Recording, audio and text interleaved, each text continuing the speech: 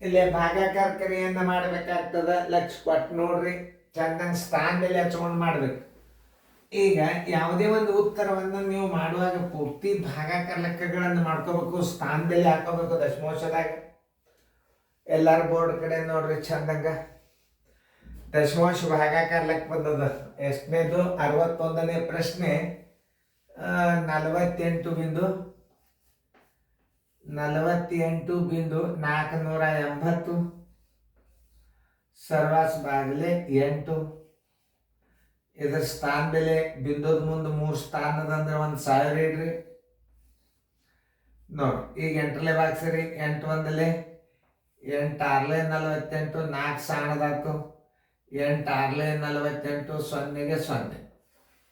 ನೋಡಿ ಈಗ 60 ಸರ್ವಾಸ್ ಬಾಗಿಲೆ 1000. 3 ಸ್ಥಾನ ಬಿಟ್ಟು ಬಿಂದು ಕೊಟ್ರೆ ಏನಾಗ್ತದ?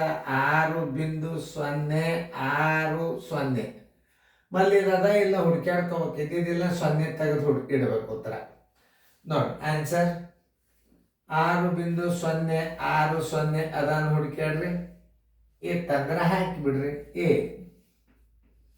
0 ತೆಗೆದಿಟ್ಟಿದ್ದಂದ್ರೆ 6.06 ಇಲ್ಲಿದ್ರಾಗ 6. ಇದು 60.6 ಅದ, ಇದು 6.60 ಅದ.